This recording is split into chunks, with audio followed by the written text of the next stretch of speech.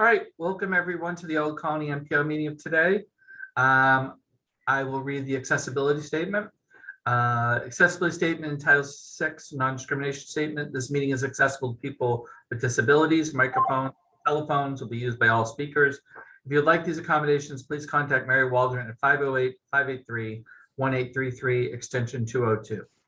Thank you. The notice of non-discrimination rights and protections to beneficiaries with regard to the federal Title VI non-discrimination protections and the state non-discrimination protections is included on this meeting's agenda and is available on the Old Colony Planning Council website at www.ocpcrpa.org. Please contact Mary Waldron at 508-583-1833, extension 202 for more information. Thank you. All right. We got to do the roll call first, right, Charlie? So you want to do the roll, please? Yes, Brockton, Brady, Winston. Am I supposed to say present? Yes. Yes, I'm here. Thank you. Yes. Plymouth, Lee Hartman. Present. West Bridgewater, Meredith Anderson. I'm here. Whitman, Dan Salvucci. Here. Brockton Area Transit, Mike Lambert. Here. MassDOT, Steve Wolfel. Here representing Secretary and CEO of MassDOT, Jamie Tesler. MassDOT District 5, Pam Hasner. Barbara LaChance. Morning, Barbara LaChance here. I believe Pam will be joining also. Okay, thank you. Old Colony Planning Council, Mary Waldron. Present, representing Christine Joy, President of the Council. Chair, we do have a quorum present. Okay, so we'll move on to agenda item 2, which is public comments. Does anyone like to make any comments to the MPO today? Actually, Charlie, do you want to go back and identify anyone else that's here before we move on to agenda item 3? Since I do not believe we have anyone who would like to make a public comment. I know Andrew's here and a couple other folks, so. Okay, so at this time, if there's others that would like to identify for the meeting, I see Andrew Riavan from Federal Highway. Yeah, good morning, everyone. Andrew Riavan, community planner with the Massachusetts Division of Federal Highway.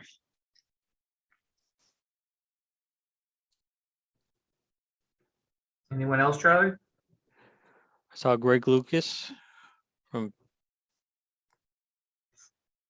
Good morning. Excuse me. Good morning. Greg Lucas from Environmental Partners. Pam Hasner is on her way into the meeting as we speak. Peter Spagone. Yeah, had some technical difficulties, but I'm here. Derek Schuster, MassDOT. Morning. Bruce Hughes, Abington, delegate.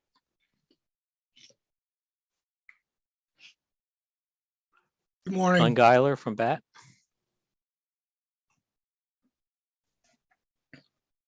Morning. Good morning. Maggie Berg from Mass Safe Routes to School. Good morning.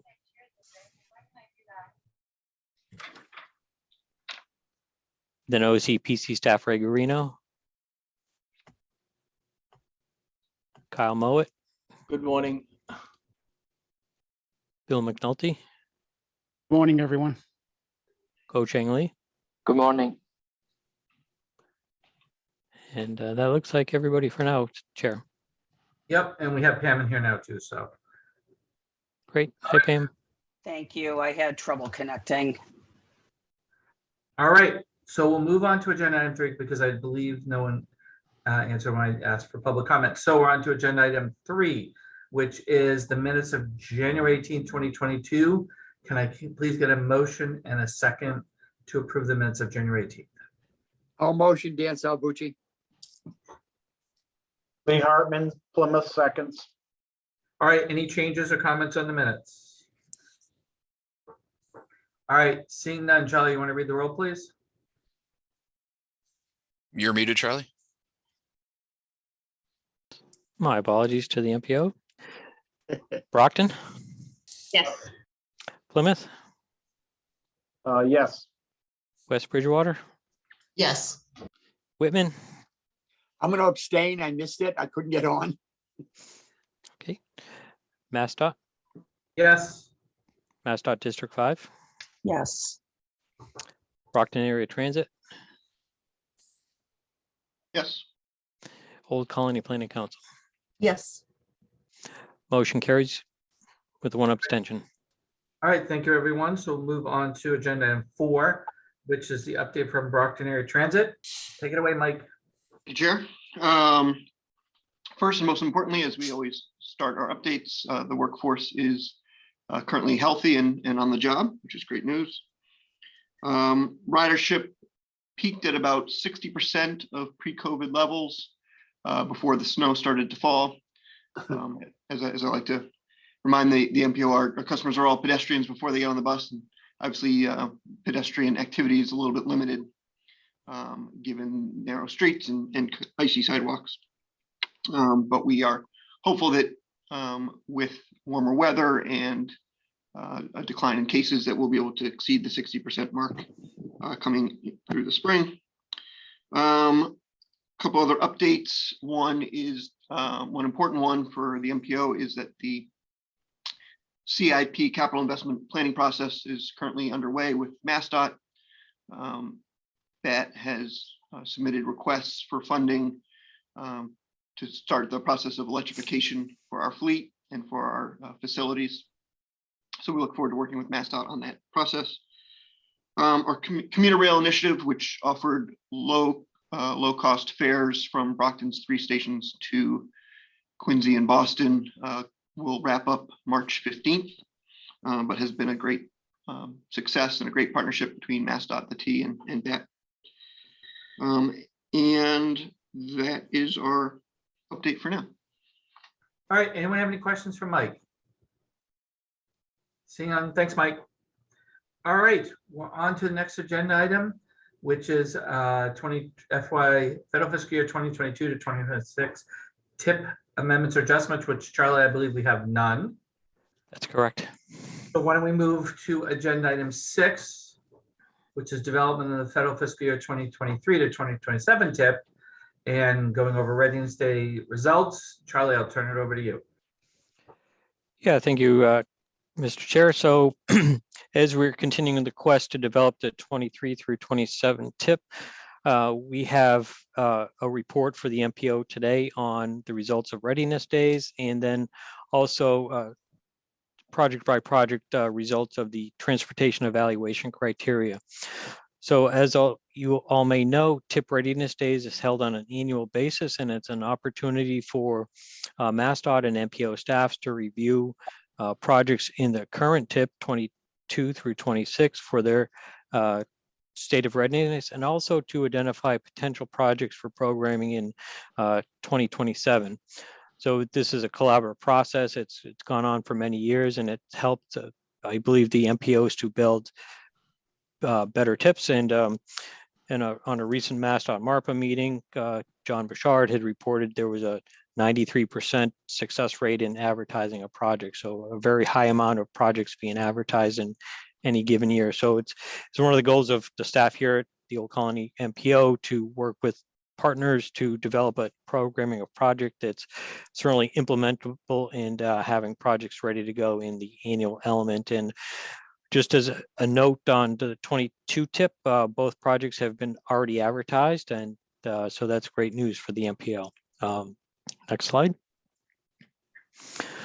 So this is information on not only readiness days, on what they look at. So it's folks from MassDOT districts, right-of-way bureau, environmental office, project managers, and OTP staff as well.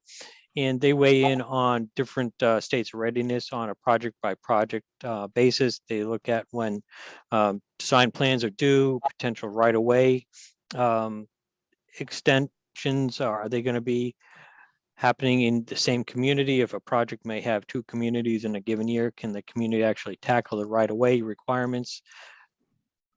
Then part 2 is transportation evaluation criteria. If my memory serves me correctly, we've been doing evaluation criteria beginning in 2004, and this is an opportunity for projects to be ranked on several criteria such as condition, mobility, safety and security, community effects, land use and economic development, and environmental effects.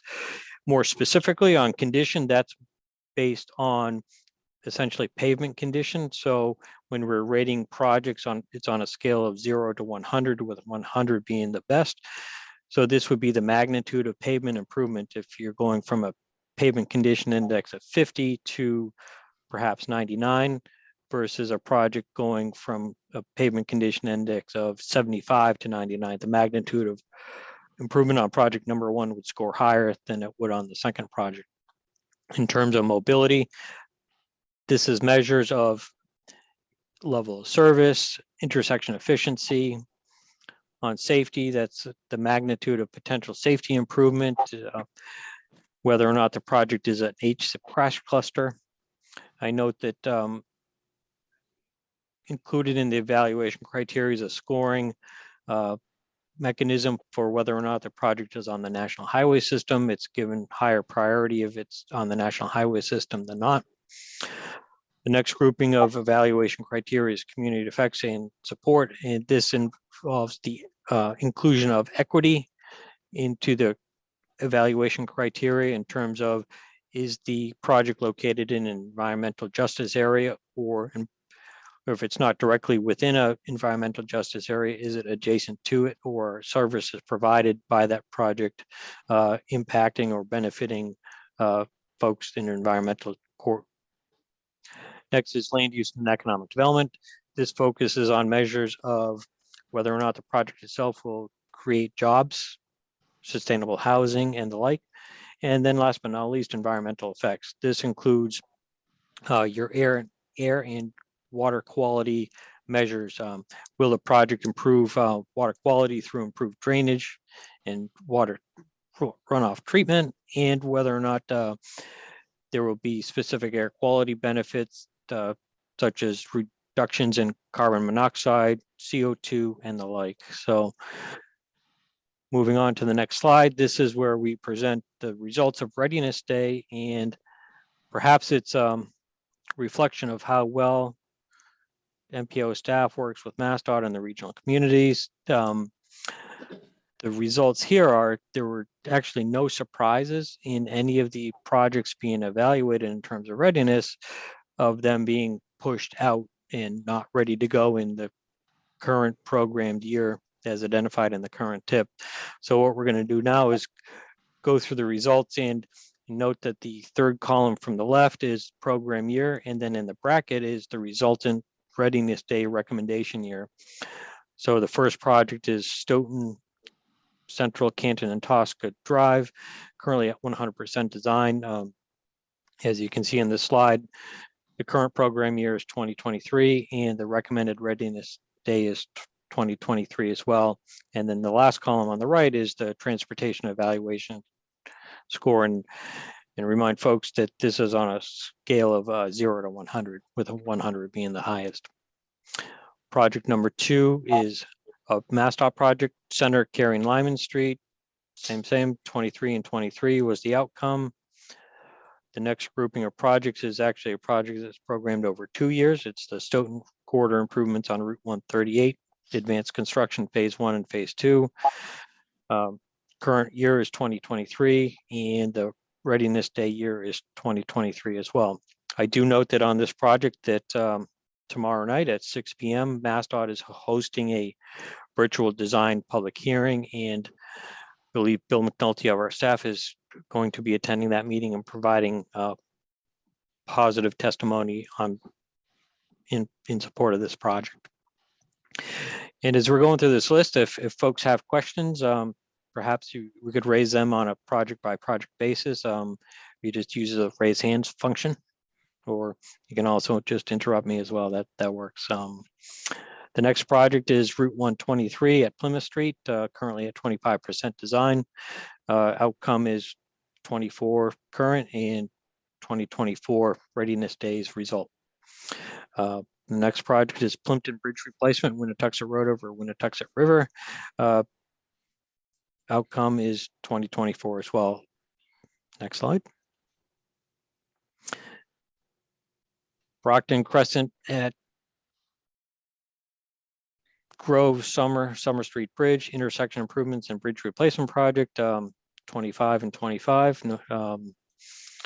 Next project is Easton Route 123, intersection improvements on 138 and Elm Street, and this would go northerly to include the corridor that would line up with the recently completed 138 Union Street project. Pam, did you have a question in the chat? Just a comment. Thank you for the positive testimony for Stoughton Route 138 in advance. Yeah, that's definitely a good project. It's a long project, Lincoln Street to Canton Town Line. We actually had a in-person meeting with the Stoughton Transportation Task Force last week, and this was one of the projects that they had talked about and spotlighted. And this project also includes signalization of Route 138 at York Street. It's a long-awaited improvement at that intersection. Right. We worked very closely with Old Colony and the town over many years, and it's an excellent project, and we're very happy to see it moving ahead. Next project is Duxbury. It's actually Duxbury and Kingston. This project straddles both communities, so it's signalization of the Route 3 northbound and southbound ramps at Route 3A. It's our understanding that the contract with the designer was scheduled to be signed last week. So where this is a project in an outer year, there's still some running room for readiness. So the readiness days result aligned with the current TIP program of 2026. The next project is Abington intersection improvements at Hancock at Chestnut Street. Current program year is 2026, and readiness days results was 2026 as well. The next project up is the Hanson corridor improvements on Route 14. And similar to the Stoughton 138 project, this project is currently programmed over 2 years advanced construction. Readiness days result, as you can see, is 2026. Next slide. And now we're getting into a listing of projects. We'll move a little faster through these. These are projects not programmed in the TIP, but I would note that the East Bridgewater projects, MassDOT is working offline to identify low-cost safety improvements for these projects as an alternative to larger scale transportation improvements. Next slide. And as with the East Bridgewater projects, same is true with the intersection improvement project at Washington and Scoosett. That's 53 at 139. MassDOT has identified low-cost safety improvements, and it's our understanding from the conversation at readiness days that those improvements have been implemented. And now we're moving to the phase where there were some projects identified for potential programming. So the first is Avon, Route 28 at East and West Spring. So resultant potential could be a 27 project. That sounds reasonable to the group. Next project evaluated for a potential 2027 programming was Stoughton intersection improvements at Canton School and Summer Street. The next project vetted for a potential 27 was Brockton improvements at 123 Pearl and Stonehill Street. This was deemed as a potential 27 candidate as well. Another project discussed during readiness days was the Easton improvements on Foundry Street. That's the section between Five Corners in Easton and Hannaford's Plaza. As there were still some questions about the actual size and scope of this project, a specific readiness day 2027 determination was still yet to be determined. The next project was Abington improvements at 139 at Chestnut Street, and this was deemed as a potential 2027 project.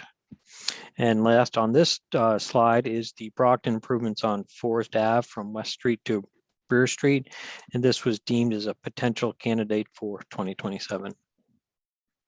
Next slide. And that's a quick rundown of the results of TIP readiness days. So as you can see, and reflecting back on some initial comments, it seems like the MPO built a solid TIP of programming of projects in the current form that we have. So our next step is to take a look at funding availability, and I note that the BIL has provided additional funds for the TIP to fund projects. And our next step is to work offline with the communities in MassDOT, Boston, and District 5 to craft TIP scenarios for the MPO's considerations, and those will be discussed and presented at your next meeting in March, where the MPO will review, deliberate, and potentially come up with a preferred set of projects. And then from that point, staff will work on developing a draft TIP for presentation to the MPO and a potential release to public review and comment period in April.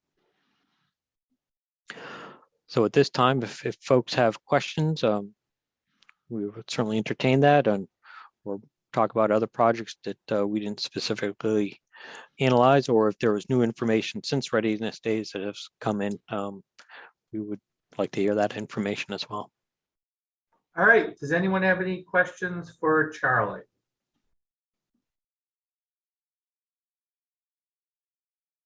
All right, Charlie, I don't see any. So I think we're good for today.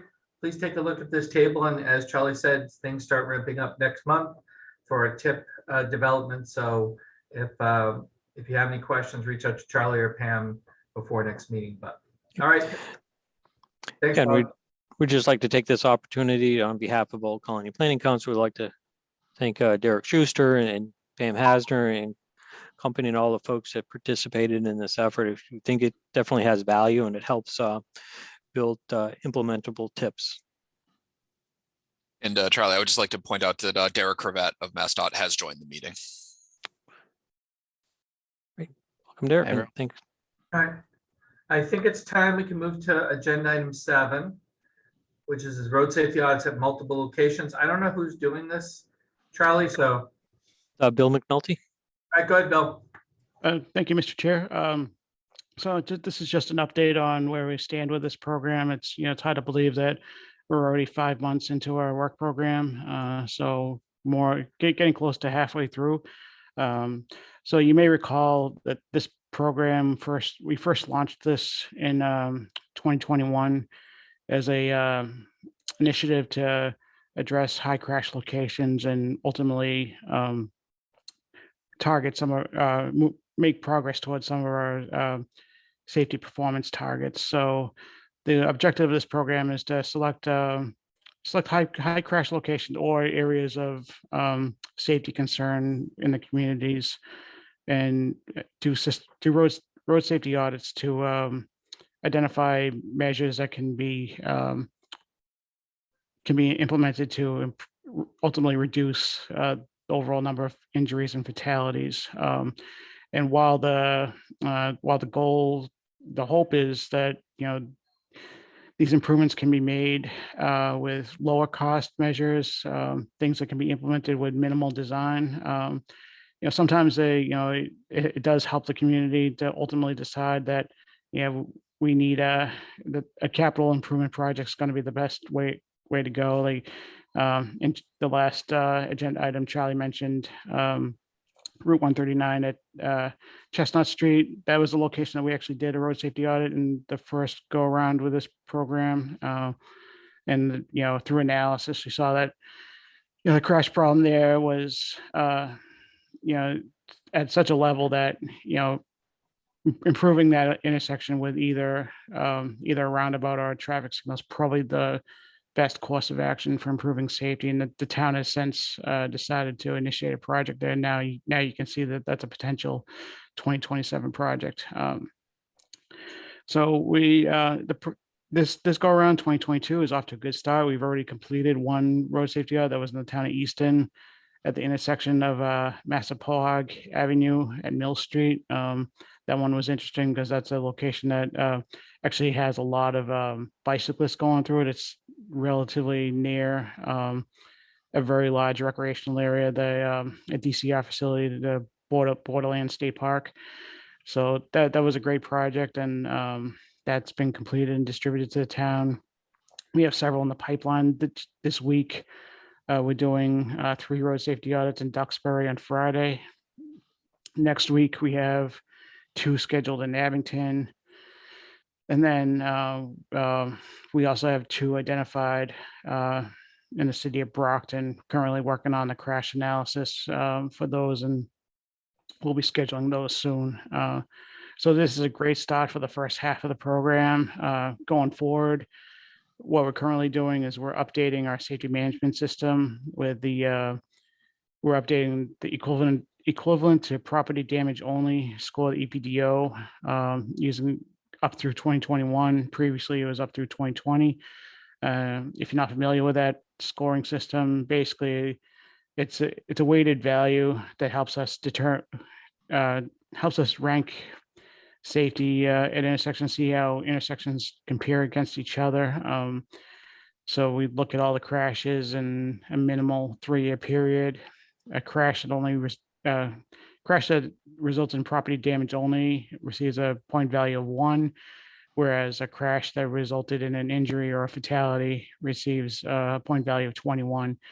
And then so we end up with this big database of intersections, and we can kind of see how these intersections are performing safety wise, and that helps us so initially select an initial set of locations, and from there we reach out to the community. So we're in that stage right now. So we're updating that list. It's almost completed, and then we're going to be the communities that we haven't already identified locations for. We'll be reaching out to them with the updated list and soliciting their input. And so we'll make suggestions based on the list, but the town can also propose, hey, well, what about this location? This is kind of really an area that we're really concerned about. And so there's a lot of so it's both based on the safety management system and community input, and that worked well with 2021, and so far it's working well with 2022.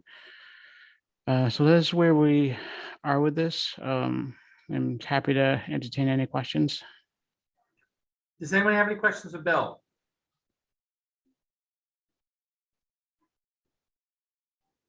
I don't see any questions, Bill. Okay, Thank you, Bill. thank you.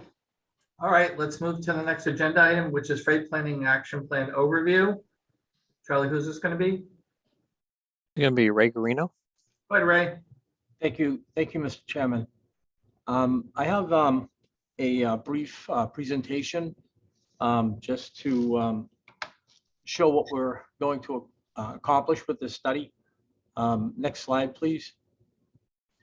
So we have FHWA guidelines on a process on how to complete a freight study. And we plan to accomplish, try to integrate freight planning into the overall planning process, so that when we go through our planning process, we keep freight in mind and integrate that in our process. The study is going to identify the region's freight plans, freight needs, and we're going to try to develop specific transportation projects and hopefully specific tip projects from this study process. Next, thank you. So part of the study is the self-assessment or freight profile, and that includes identifying the freight transportation infrastructure that includes the physical and operational attributes for not just for truck, although the majority of our freight infrastructure is truck. We move the majority of goods by truck. We also have some rail, and we have intermodal, some intermodal facilities. There's a commodity flow survey, and that describes the tonnage and value of freight moving into and out of and through the region. And there are other transportation related factors, such as land use, economic development, and the environmental impacts, that anything that is conducive to freight movement or has to do with freight, we're going to try to identify and include in the study. Next, please. Thank you. So the discussions in the study are going to include, as I said, how is the system used? We're going to look at the weaknesses such as congestion, bottlenecks, where are the locations on the network that we have concerns for safety as well as congestion. We're going to develop mapping. That's the major roadways and intermodal connectors, railroads, et cetera. And also map the congestion and bottlenecks and flag locations where safety and congestion are problems. The federal FHWA and the Bureau of Transportation Statistics, they provide information on commodity flow data. They have something called the Freight Analysis Framework and commodity flow data so that we could use for profiling freight movement. In general characteristics, summarize the key socioeconomic data, the trends in employment and population growth in the region, and another important discussion is on rest area locations for long distance truck drivers and the requirements of Jason's Law. And also consider the Mass DOT performance measures and targets. Next slide, please. This slide just summarizes the performance measures adopted by Mass DOT and the Old Colony MPO. Although the system performance, which is truck travel time reliability index, is this is specific to trucks. The other performance measures are also important to trucks, which is safety as well as infrastructure, because obviously trucks we're interested in good pavements and good bridges for truck movement. Next, please. This map shows the locations of freight operators in the region. We're going to be updating this map. It has changed. This was done in 2014, and there have been some changes to the system. Not a lot of changes, but there have been some with Amazon, some Amazon facilities coming online, et cetera. So our next map is from the RIDIS system. And that's used to identify bottlenecks and congestion.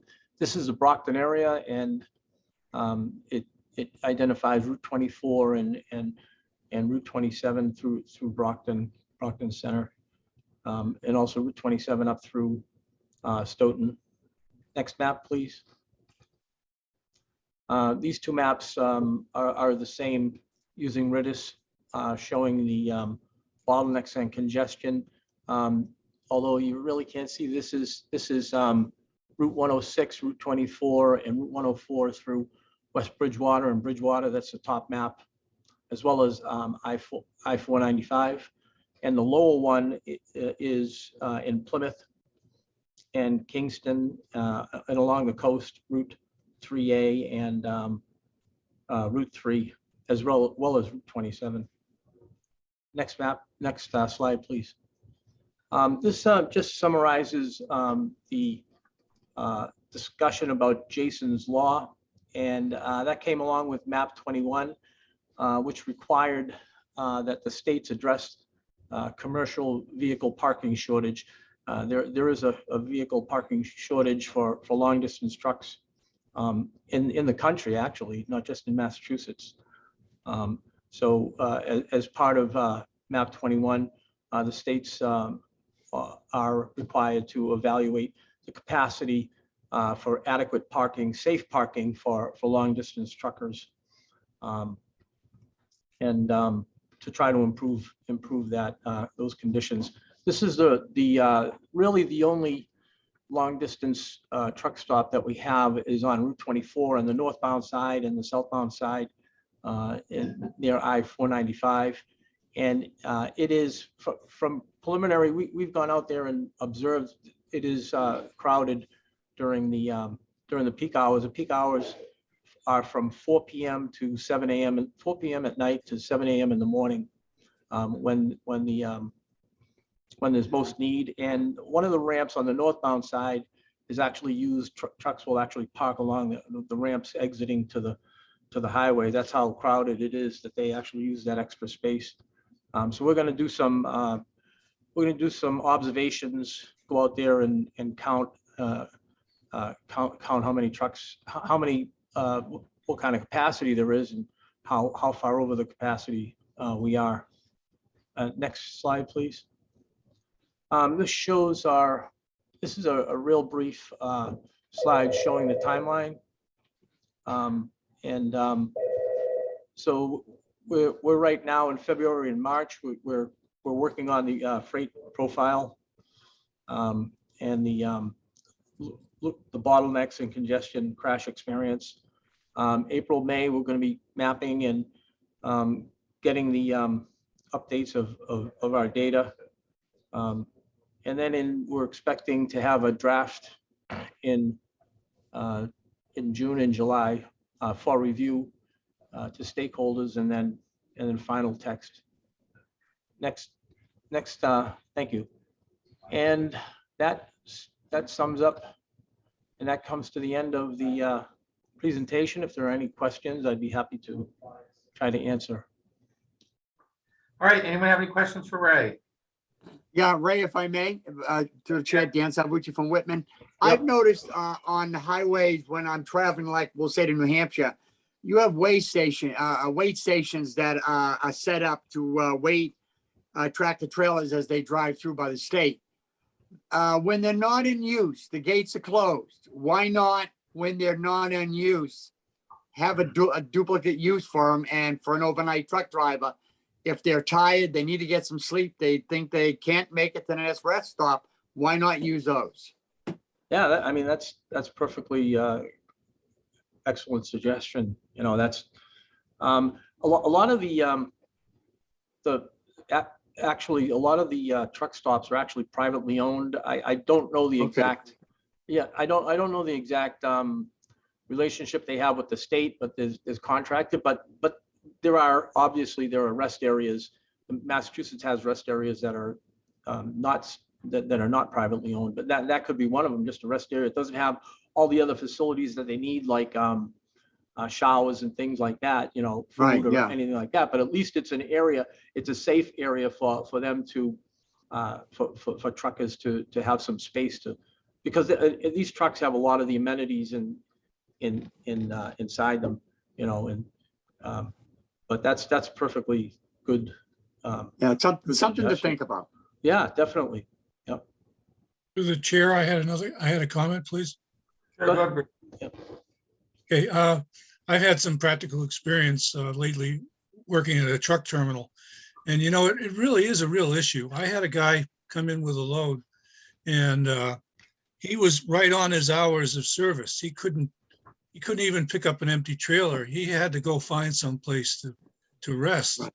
And you know, he was telling me it's a real problem because he could find a place in a shopping center or something and settle in, and the next thing you know, there'd be a knock on his windshield. He had to move. So I don't know how you'd go about this, Ray, but you know, it would be useful if you could find a place where truckers could, you know, rest when they get to their hours of service, because once they reach their maximum hours of service, they can't move. They've got to find a place straight away. And, you know, when you tell a guy, well, the only place you can go is 24 or go on to Mass Pike. And like I said, I had this guy the other night and he was like, I've got 15 minutes. Where do I go? And the place where I work, they wouldn't allow him to, you know, spend the night there. So I think that's really a crucial, you know, place to something to identify. Yeah, definitely, Bruce. That's actually a good point. There's a map. I think I saw it in the state. The state has a freight plan that has rest stops between like 11. I think it's 11 hours. So you know, so that when they do reach that point, so the distance between them is comparable to when they need to take a break, and that's part of the strategy. but that makes a good point. And Bruce has always been very helpful, by the way, not just with trucking, but with our rail freight. And Bruce is Bruce is a very good resource for a lot of the information on rail. So I will be giving you some phone calls, Bruce, in the future. I have an updated list, Ray, of all the Great. facilities in the area. Yeah, definitely. All right, Charlie? So thank you. So one of the things too is that we've been thinking about is the concept of shared parking at MassDOT park and ride facilities, where the truckers would overlay at night and you wouldn't be competing with folks parking during the day for commuting purposes.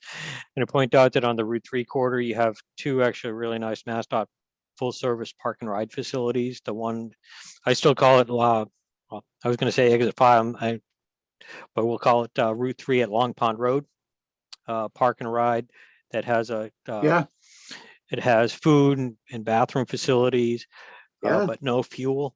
But the one in Sagamore has obviously food and fuel and facilities for truckers. So those are two good facilities, but obviously up the line you have a no service facility, park and ride 228 in Rockland as well. So, but we were thinking that the MassDOT park and rides would be a viable option for trucks to overnight.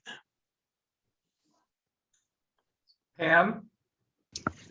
I think that can be a good possibility. However, I would caution on some of the lots, like Sagamore right now is pretty much filled to capacity. I'm not sure about the Plymouth one, but I know Sagamore is, and the one in Barnstable, not your region, but similar, that it's overfilled. So without a expansion, that could be challenging. And I actually was looking at the PMB schedule for a personal reason the other day, and that starts at, I was like 3 or 4 in the morning out of Sagamore. So I think I haven't been to the lot at that hour, but I'm guessing it's full, pretty much around the clock, but it is a good idea. John? One thing that I had heard before is that Walmart allows truckers and campers and RVs to allow parking overnight. And I just did a quick Google search, and on the website truckerpath.com, I found out that the Walmart in Brockton over on Oak Street does allow for trucker overnight parking. So that's an additional resource that we can maybe provide in this report, and maybe see if any other Walmarts in the area would be open to allowing for trucker traffic, for trucker parking, excuse me. But at least this Walmart is right off of Route 24, not that far away from it. So it's a potential additional parking facility to utilize. Yeah, that's a good point. Yeah. All right, any other questions?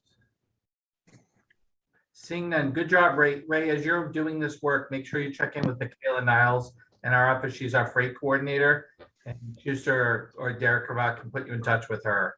I'm sorry, I didn't catch the name. Michaela Niles. Oh, Michaela Niles. Okay, thank you. Ray, I'll email you.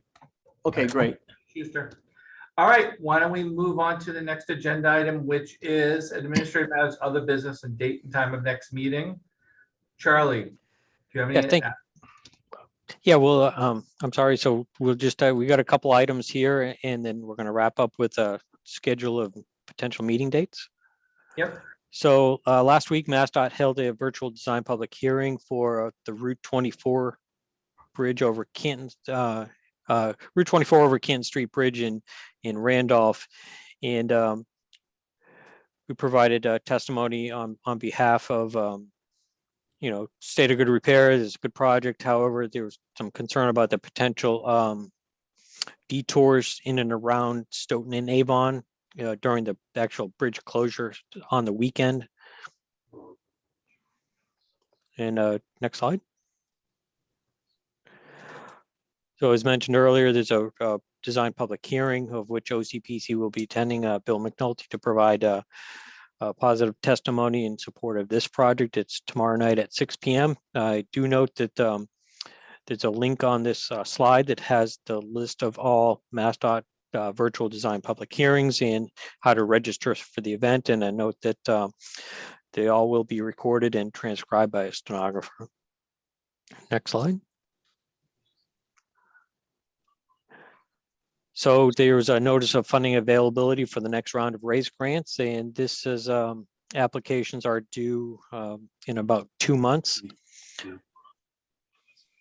I know in the past, the city of Brockton has applied for the RAISE grant in an attempt to find funding for design and construction of the downtown two-way system. Yeah. Next slide. In our cavalcade of grant resources, so culvert replacement program, looking for grants for culvert replacements. Looks like a range of project costs from $25,000 to $400,000. Typical grant awards are in that range, and the grants are due, I believe, in mid-March. Next slide. Yep, mid-March, March 14th, and there's a website on the slide to visit for more details. And next slide. So this is a menu of upcoming MPO meetings. March 15th, MPO meetings are held the third Tuesday of the month at 10 a.m. And this is booking out through the development of an ultimate endorsement of the 3C documents. That's the Transportation Improvement Program and the Unified Planning Work Program in this cycle. So as mentioned earlier, we're looking to have scenarios for the MPOs review at the March 15th meeting with the hope that the MPO will select a preferred alternative of projects. And in April, we're going to present a full draft tip for the MPO's consideration and potential release to a public review and comment period. And then May 17th, hear public comments on the draft tip, and the MPO will potentially consider potential endorsement of said tip. And a note that it's the goal of the staff here is to concurrently provide a draft unified planning work program on the same cycle, April to May, or that doesn't come to realization, it will be done a May to June cycle. So, and that that's what I have. Turn it back to the chair. All right, anyone have any other business? I know I have one item. Does anyone else have any before I go? Yes, if I may, through the chair, Dan Salvucci yeah. Whitman. I just want to thank Old Colony Planning Council because at their January meeting, they voted me to continue being a signatory for towns with a greater population of 15,000. So I just wanted to thank them. Congratulations, Dan, well deserved. Yeah, okay, thank you. So the other business I have is May 24th and 25th. We're planning on a hybrid innovation conference in Worcester. There'll be more details coming out shortly. A call for abstracts just went out on Friday. So all the MPOs we're close to getting a save the date card out, probably even today, that I'll have Derek Cravat send out to everyone so people can start putting that on their calendars. So, and the program development's obviously just starting. So that's it for now on that. Any other business? All right, let's move to the last agenda item, which I assume is just adjournment. So motion to adjourn, is that what you're looking for? I think so. The slide didn't change, so I wasn't. So yeah, motion to adjourn. Yeah, there's no slide for that, so I think it's All right. just. I will second that motion. All There right, you all go. in favor of adjourning, please say aye. Aye. Aye. Any opposed, abstentions? All right, thank you, everyone. We will see you next month. Stay safe, please. Thank Have you. a great All right, day. thank you. Thank you. Everyone.